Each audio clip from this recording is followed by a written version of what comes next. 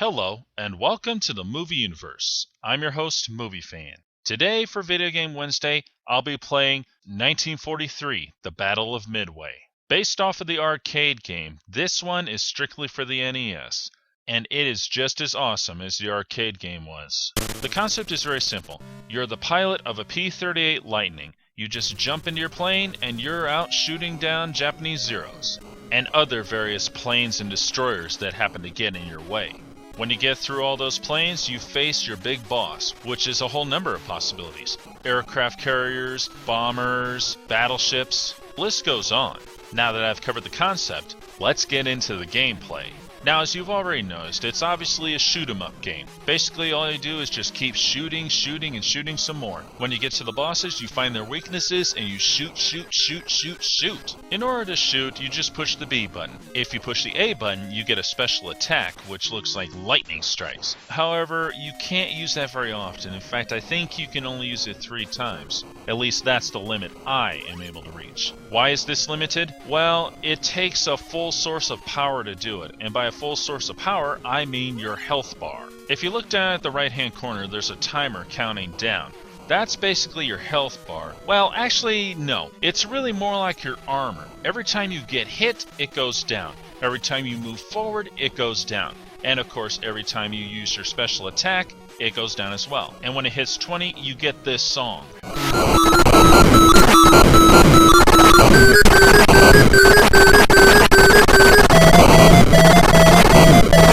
It's basically warning you that your armor is dwindling down, so you really need to watch it. Now, when it dwindles all the way down, you're not going to just blow up or anything. However, if you get hit, you're done.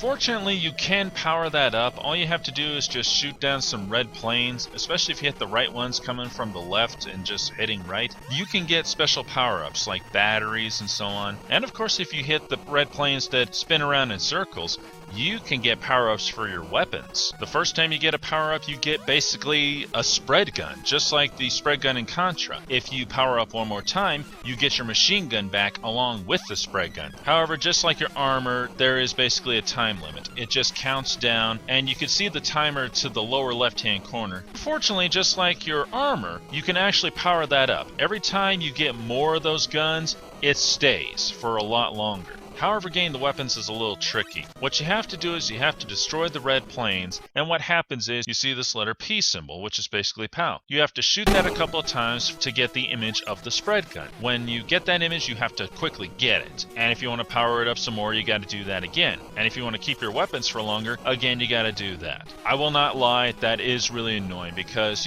unlike the batteries where you can just get the batteries and fly over it, for this, you have to activate it, and I find that to be extremely annoying because here I am shooting at planes that are coming at me from all directions, and I want to just power up. I don't want to try to concentrate on that, meanwhile watch my back to make sure I don't get shot, Fortunately, it doesn't take very long to pick up on that. In fact, you play it long enough, you've pretty much mastered it. However, there is one serious problem with the game. In order to shoot as fast as I'm doing, you have to either push the B button really fast or have a turbo controller, like the NES Max or NES Advantage. If you can play this game without a turbo controller, then more power to you, my friend, because I'll tell you this, my thumb gets sore pretty quick by pushing that button constantly. So for me, I use my trusty NES Max controller.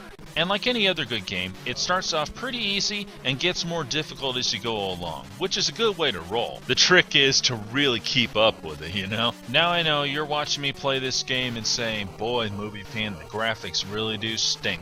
Well, I will admit they are pretty inferior, especially to the arcade game. But let's not forget, the arcade games were always superior because, they were a whole console within themselves. So of course they'd have better graphics. And either way, the gameplay is still pretty spot on. Not to mention, I don't have to keep popping in quarters in order to keep playing. If you haven't played this game, you really should. This one's actually worth getting. It's a lot of fun, a lot of good challenges, and it's just fun to shoot stuff. Before I go, I want to announce one thing. This will be my final Video Game Wednesday for the year. But don't worry, there will be more Video Game Wednesdays to come next summer. This is Movie Fan, signing off.